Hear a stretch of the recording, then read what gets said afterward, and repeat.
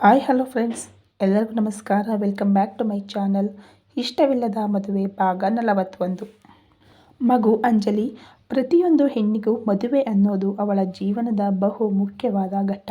ಅದರ ಬಗ್ಗೆ ಅವಳದ್ದೇ ಆದಂತಹ ಕನಸಿರುತ್ತೆ. ಆ ನಿನ್ನ ಕನಸನ್ನು ಹೇಳಿದರೆ ಅದರಂತೆ ನಿಮ್ಮಿಬ್ಬರ ಮದುವೆಗೆ ತಯಾರಿ ಮಾಡೋಣ ಎಂದವರ ಕಡೆ ಕೃತಜ್ಞತೆಯಿಂದ ನೋಡಿ, ಮಾವ ಹಾಗೇನಿಲ್ಲ, ನಿಮ್ಮ ಹಾಗೂ ಜೀವ ಇಷ್ಟದಂತೆ ಎಲ್ಲ ನಡೆಯಲಿ ಎಂದು ಹೇಳಿ ಜೀವ ಕಡೆ ನೋಡಿದರೆ ಅವನು ನಿರ್ಭಾವುಕನಾಗಿ ಅವಳನ್ನೇ ದಿಟ್ಟಿಸುತ್ತಿದ್ದನು.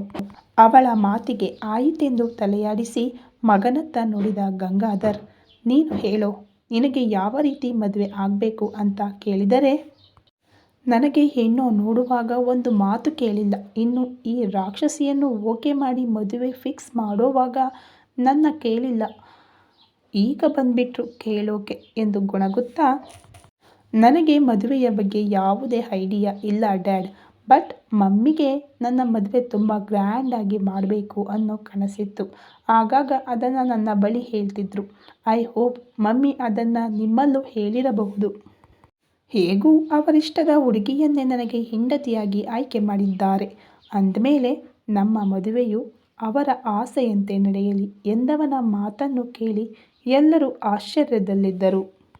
ಜೈ, ನನ್ನ ಮಗ ಮದುವೆ ಅಂದರೆ ಸಿಡಿದು ಬೀಳುತ್ತಿದ್ದವನು ಈಗ ಜವಾಬ್ದಾರಿ ಸಿಕ್ಕ ಮೇಲೆ ತುಂಬ ಬದಲಾಗಿದ್ದಾನೆ ಅಲ್ವಾ ಎಂದು ಖುಷಿಯಲ್ಲಿ ಹೇಳಿದವರು ಮಡದಿ ದಾಮಿನಿಯ ಕನಸಿನಂತೆ ಮಗನ ಮದುವೆಯ ಚಿತ್ರಣವನ್ನು ಆಯುಷ್ ಎದುರು ತೆರೆದಿಟ್ಟ ಗಂಗಾಧರ್ ಎಲ್ಲ ತಯಾರಿ ಶುರು ಮಾಡುವಂತೆ ಹೇಳಿ ಒಂದಷ್ಟು ಚರ್ಚೆಯ ಬಳಿಕ ಜಯಕರ್ ಆಯುಷ್ ಜೊತೆ ಹೊರ ನಡೆದರೆ ಮಗ ಸೊಸೆಯನ್ನು ನಿಲ್ಲಿಸಿಕೊಂಡವರು, ಅಂಜಲಿ, ಗಿರಿಧಾಮದಲ್ಲಿ ನಾಳೆ ನಿನ್ನದು ಲಾಸ್ಟ್ ವರ್ಕಿಂಗ್ ಡೇ ಅಲ್ವಾ?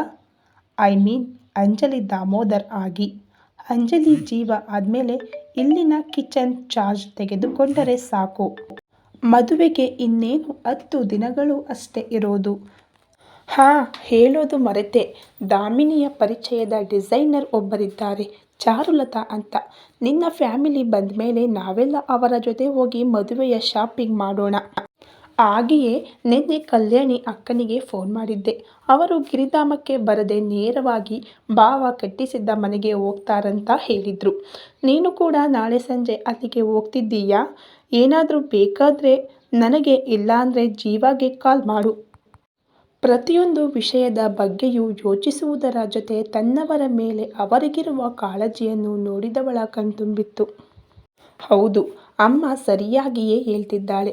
ಇವರಂತಹ ಅತ್ತೆ ಮಾವನನ್ನು ಪಡೆಯಲು ನಾನು ಪುಣ್ಯ ಮಾಡಿದ್ದೆ ಎಂದುಕೊಂಡವಳು, ತುಂಬ ಥ್ಯಾಂಕ್ಸ್ ಸಾರಿ ಮಾವ ಎಂದವಳ ತಲೆ ಸವರಿ ಅಲ್ಲೇ ಇದ್ದ ಮಗನ ಬಳಿ, ಜೀವ, ಈ ಒಂದು ವಾರದಲ್ಲಿ ನಿನ್ನ ಜವಾಬ್ದಾರಿಯನ್ನೆಲ್ಲ ಮುಗಿಸು. ಮುಂದಿನ ವಾರ ನಿನ್ನ ಮದುವೆಯ ತಯಾರಿ ಶುರುವಾಗುವುದರಿಂದ ನೀನು ಮನೆಯಲ್ಲೇ ಇರಬೇಕಾಗುತ್ತದೆ. ಊರಿಂದ ಅಜ್ಜಿ ತಾತ ಹಾಗೂ ನಿನ್ನ ಅತ್ತೆ ಅವರ ಮಕ್ಕಳೆಲ್ಲ ಬರ್ತಿದ್ದಾರೆ. ಕೆಲಸದ ಬಗ್ಗೆ ಕೆಲವೊಂದು ವಿಷಯ ಮಕ್ಕಳಲ್ಲಿ ಹೇಳಿ ಅಲ್ಲಿಂದ ಹೊರಟರೆ ಅವರ ಹಿಂದೆ ನಡೆದ ಅಂಜಲಿಯನ್ನ ತಡೆದ ಜೀವ, ನಿನ್ನಲ್ಲಿ ಸ್ವಲ್ಪ ಮಾತನಾಡಬೇಕು ಎಂದರೆ ವಾಪಸ್ಸಾಗಿ ಅವನೆದುರು ನಿಂತಳು. ನಾಳೆ ನಿನ್ನ ಲಾಸ್ಟ್ ವರ್ಕಿಂಗ್ ಡೇ ಅಂತ ಡ್ಯಾಡ್ ಹೇಳಿದ ಮೇಲೆ ನೆನಪಾಯಿತು. ನಿನ್ನ ಲೀವ್ ಮೇಲ್ ನೋಡಿದ್ದೆ, ಆದರೆ ಕೇಳೋಕೆ ನೆನಪೋಯ್ತು. ಹೌದು, ನಿಮ್ಮಮ್ಮ ಮತ್ತು ತಂಗಿ ಬರ್ತಿದ್ದಾರೆ ಎಂದು ಹೇಳಲೇ ಇಲ್ಲ ನೀನು. ನಮ್ಮಿಬ್ಬರ ಜಗಳವನ್ನೆಲ್ಲ ನಿನ್ನ ಫ್ಯಾಮಿಲಿಯವರ ಜೊತೆ ಶೇರ್ ಮಾಡಿದ್ದೀಯಾ ಎಂದು ಅನುಮಾನದಲ್ಲಿ ಕೇಳಿದವನನ್ನು ಒಂದು ಕ್ಷಣ ದಿಟ್ಟಿಸಿ, ನೀನು ನಮ್ಮಿಬ್ಬರ ಜಗಳವನ್ನು ನಿನ್ನ ಫ್ಯಾಮಿಲಿಯ ಜೊತೆ ಶೇರ್ ಮಾಡಿದ್ದೀಯಾ ಎಂದು ವಾಪಸ್ ಅವನನ್ನೇ ಪ್ರಶ್ನಿಸಿದರೆ, ನೋ ನೆವರ್, ಮೊದಲೇ ನನ್ನಿಂದಾಗಿ ಡ್ಯಾಡಿ ಹೆಲ್ತ್ ಹಾಳಾಗಿದ್ದು, ಅದು ಅಲ್ಲದೆ ಅವರಿಗೆ ನನ್ನ ಮೇಲೆ ಕೋಪವಿದೆ. ಇನ್ನು ನಮ್ಮ ವಿಷಯ ಹೇಳಿದರೆ ಅಷ್ಟೇ ಮತ್ತೆ, ಅಲ್ವಾ? ಸೇಮ್, ಅಮ್ಮನಿಗೂ ನನ್ನ ಮೇಲೆ ಕೋಪವಿದೆ. ಇನ್ನು ನಿನ್ನ ಜೊತೆಗಿನ ಜಗಳದ ಬಗ್ಗೆ ಹೇಳಿದರೆ ಸುಮ್ಮನೆ ಟೆನ್ಷನ್ ಮಾಡ್ಕೋತಾರೆ. ಹೇಗೂ ಎರಡು ಫ್ಯಾಮಿಲಿಯ ಖುಷಿಯಂತೆ ನಮ್ಮಿಬ್ಬರ ಮದುವೆ ಆಗ್ತಿದೆ. ಈಗ ನಮ್ಮಿಬ್ಬರ ಸ್ಟೋರಿ ಹೇಳಿ ಅವರ ಖುಷಿಗೆ ಹುಳಿ ಹಿಂಡುವ ಆಸೆ ನನಗಿಲ್ಲ. ಅಲ್ಲದೆ ಅಳಿಯ ತುಂಬ ಒಳ್ಳೆಯವನು ಅಂದ್ಕೊಂಡಿದ್ದಾರೆ. Let it be. ಒಂದು ಮಾತು ಹೇಳ್ತೀನಿ ಜೀವ, ಏನೆಲ್ಲ ಆಯಿತು ಅದೆಲ್ಲ ಮರೆಯೋಕೆ ಸಾಧ್ಯವಿಲ್ಲ. ಹಾಗಂತ ನೆನಪಿಸಿಕೊಳ್ತಾ ನಮ್ಮ ಫ್ಯೂಚರ್ ಜೊತೆ ನಮ್ಮೆರಡು ಫ್ಯಾಮಿಲಿಯ ನೆಮ್ಮದಿ ಹಾಳು ಮಾಡುವುದು ಮೂರ್ಖತನ ಅಲ್ವಾ? ಸೊ ಎಲ್ಲ ಮರೆತು ಲೆಟ್ಸ್ ಗೋ ವಿತ್ ಪ್ಲೇ. ತನ್ನನ್ನೇ ದಿಟ್ಟಿಸುತ್ತಿರುವವನ ಮುಖದಲ್ಲಾಗುವ ಬದಲಾವಣೆಗಳೇ ಹೇಳುತ್ತಿತ್ತು ತನ್ನ ಮಾತನ್ನು ಕೇಳುತ್ತಿದ್ದಾನೆ ಎಂದು. ಇದೇ ಸರಿಯಾದ ಸಮಯ ಎಂದುಕೊಂಡು ಅಂದು ನನಗೆ ಈ ಮದುವೆಯಾಗೋಕ್ಕೆ ಒಪ್ಪಿಗೆ ಇದೆಯೋ ಇಲ್ಲವೋ ಅಂತ ಕೇಳಿದೆಯಲ್ಲ. ನನಗೆ ಒಪ್ಪಿಗೆ ಇದೆ ನಿನ್ನ ಮದುವೆಯಾಗೋಕ್ಕೆ ಜೀವ. ನಮ್ಮ ನಡುವಿನ ಡಿಫರೆನ್ಸ್ ಎಲ್ಲ ಮರೆತು ನಾವ್ಯಾಕೆ ಈ ಮದುವೆಗೊಂದು ಅವಕಾಶ ಕೊಡಬಾರ್ದು ಎಂದು ಅವನ ಕಣ್ಣಲ್ಲಿ ಕಣ್ಣಿಟ್ಟು ಹೇಳಿದರೆ ತನ್ನ ಟೇಬಲಿಗೆ ಹೊರಗೆ ನಿಂತಿದ್ದವನು ಸರಿಯಾಗಿ ನಿಂತು ಮೈ ಕೊಡವಿ, ಹೋ ಗಾಡ್, ಮುಗಿತಾ ನಿನ್ನ ಮಾತು? ನಾನು ಕೇಳಿರೋ ಇಷ್ಟು ಚಿಕ್ಕ ಪ್ರಶ್ನೆಗೆ 1/4 ಗಂಟೆ ಮಾತಾಡಿದೆ. ಇದಕ್ಕೆ ಐ ಹೇಟ್ ಯು ಅನ್ನೋದು ಪ್ರತಿ ಬಾರಿ ನಾನೇನಾದರೂ ಕೇಳಿದರೆ ಈ ರೀತಿ ಲೆಕ್ಚರ್ ಕೊಡೋ ಅವಶ್ಯಕತೆ ಇದೆಯಾ? ಈ ನಿನ್ನ ಅಧಿಕ ಪ್ರಸಂಗದಿಂದಲೇ ನೀನು ವಯಸ್ಸಲ್ಲಿ ನನಗಿಂತ ದೊಡ್ಡೋಳು ಅನ್ನೋದು ಪದೇ ಪದೇ ಸಾಬೀತು ಮಾಡೋದು. ಹಾಗೆ ಇನ್ಮೇಲೆ ನಮ್ಮ ಫ್ಯಾಮಿಲಿ ಅನ್ನೋ ಜಪ ಮಾಡೋದು ಬಿಡು. ಒಂದು ಸಲ ಹೇಳಿದರೆ ನನ್ನ ಮೈಂಡಲ್ಲಿ ರೆಕಾರ್ಡ್ ಆಗುತ್ತೆ.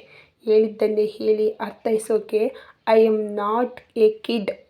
ನಮ್ಮಿಬ್ಬರಿಗೂ ನಮ್ಮ ಫ್ಯಾಮಿಲಿ ಹ್ಯಾಪಿನೆಸ್ ಇಂಪಾರ್ಟೆಂಟ್ ಆಗಿದ್ದಕ್ಕೆ ನಮ್ಮೆಲ್ಲ ಜಗಳವನ್ನು ಅವರಿಂದ ಮುಚ್ಚಿಟ್ಟು ಈ ಮದುವೆಗೆ ನೀನು ಮಾತ್ರವಲ್ಲ ನಾನು ಕೂಡ ಒಪ್ಪಿದ್ದು. ಆಗಲೇ ಇಬ್ಬರ ಫ್ಯಾಮಿಲಿಯ ಬಗ್ಗೆ ಯೋಚಿಸಿದ್ದೇವೆ. ಅಂದರೆ we given chance to this marriage. Damn it, ಪುನಃ ಅದನ್ನೇ ಹೇಳಿ ನನ್ನ ತಲೆ ತಿನ್ನಬೇಡ.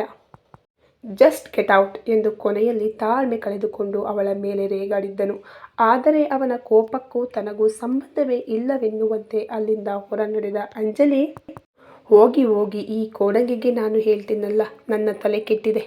ಅಲ್ಲ, ಫ್ಯಾಮಿಲಿಯವರು ನಮ್ಮ ಮದುವೆ ಮಾಡಿಸಿ ಬಿಡ್ತಾರೆ. ಆಮೇಲೆ ಮದುವೆ ಅನ್ನೋ ಸಮುದ್ರದಲ್ಲಿ ಈಜಾಡಬೇಕಾಗಿರೋದು ನಾವು.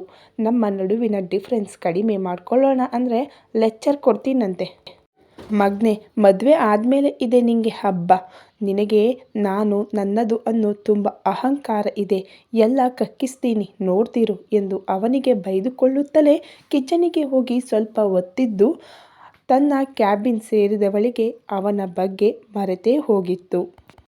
ಮೊಬೈಲತ್ತ ಕಣ್ಣು ಹಾಯಿಸಿದವಳಿಗೆ ತಂಗಿಯ ಮಿಸ್ಡ್ ಕಾಲ್ ನೋಡಿ ಇಂದಿನ ದಿನ ತಾಯಿ ಮತ್ತು ಅವಳ ಜೊತೆಗಿನ ಮಾತು ನೆನಪಾಗಿ ಕುರ್ಚಿಗೆ ಹೊರಗಿ ಕಣ್ಮುಚ್ಚಿದಳು. ಕೆಲಸದ ಅವಧಿಯಲ್ಲಿ ತಾಯಿಯಿಂದ ಸಾಕಷ್ಟು ಬಾರಿ ಕರೆ ಬಂದಿದ್ದರೂ ಮುಂದಿನ ದಿನಗಳಲ್ಲಿ ತಾನು ರಜೆಯಲ್ಲಿರುವ ಕಾರಣ ಕಿಚನ್ ಪೂರ್ತಿ ಜವಾಬ್ದಾರಿಯನ್ನು ಜಯಕರ್ ಹೇಳಿದಂತೆ ಸೀನಿಯರ್ ಚೆಫ್ ಅರುಣ್ ಅವರಿಗೆ ವಹಿಸಬೇಕಾಗಿತ್ತು. ತನ್ನ ಅಸಿಸ್ಟೆಂಟ್ಸ್ ಆಯುಷಾ ಮತ್ತು ಸೌರಭ್ ಬಳಿ ತನ್ನ ರಜೆಯ ಬಗ್ಗೆ ಹೇಳಿ ಅವರಿಬ್ಬರ ಜೊತೆ ಚೆಫ್ ಅರುಣ್ಗೆ ಕಿಚನ್ ಬಗ್ಗೆ ಎಲ್ಲವನ್ನು ವಿವರಿಸಿ ಹೇಳುತ್ತಿದ್ದವಳಿಗೆ ಬೆಳಿಗ್ಗೆಯಿಂದ ಬಿಡುವಿರಲಿಲ್ಲ. ಸಂಜೆ ಸುಸ್ತಾಗಿ ತನ್ನ ರೂಮ್ ಸೇರಿದವಳಿಗೆ ಮೊಬೈಲ್ ರಿಂಗ್ ಎಚ್ಚರಿಸಿತ್ತು. ತಂಗಿಯ ಹೆಸರನ್ನು ಮೊಬೈಲ್ ಸ್ಕ್ರೀನ್ ಮೇಲೆ ನೋಡಿ ತಕ್ಷಣ ಕರೆ ಸ್ವೀಕರಿಸಿದರೆ, ಅಂಜು, ಆರ್ ಯು ಓಕೆ? ಹುಷಾರಾಗಿದ್ದೀಯ ತಾನೇ? ವೆಯ್ಟ್, ವಿಡಿಯೋ ಕಾಲ್ ಮಾಡ್ತೀನಿ ಎಂದು ಅಕ್ಕನ ಮಾತನ್ನು ಕೇಳದೆ ವಿಡಿಯೋ ಕಾಲ್ ಮಾಡಿ ಅವಳನ್ನೊಮ್ಮೆ ಸೂಕ್ಷ್ಮವಾಗಿ ನೋಡುತ್ತಾ, ಸರಿಯಾಗಿದ್ದೀಯಾ? ಮತ್ತೆ ಕಾಲ್ ಪಿಕ್ ಮಾಡೋಕೆ ಏನು ನಿಂಗೆ? ಅಮ್ಮ ಬೇರೆ ಮಧ್ಯಾಹ್ನದಿಂದ ನನ್ನ ಅಂಜುಗೆ ಏನಾಯ್ತು ಅಂತ ಒಂದೇ ಕಣ್ಣಲ್ಲಿ ಅಳ್ತಾ ನನ್ನ ತಲೆ ತಿಂತಿದ್ಲು. ಅವಳನ್ನು ವಿಡಿಯೋ ಕಾಲ್ಗೆ ಆ್ಯಡ್ ಮಾಡ್ತೀನಿ ತಾಳು ಎಂದು ತಾಯಿಗೆ ಕರೆ ಮಾಡಿದಳು. ತಂಗಿಯ ಅವಸರ ನೋಡಿ ಅಂಜಲಿ ಹಣೆ ಚೆಚ್ಚಿಕೊಂಡರೆ ಕಲ್ಯಾಣಿ ವಿಡಿಯೋ ಕಾಲಲ್ಲಿರುವ ಮಕ್ಕಳನ್ನು ನೋಡಿ, ಅಂಜು, ಏನಾಗಿದೆ ನಿಂಗೆ?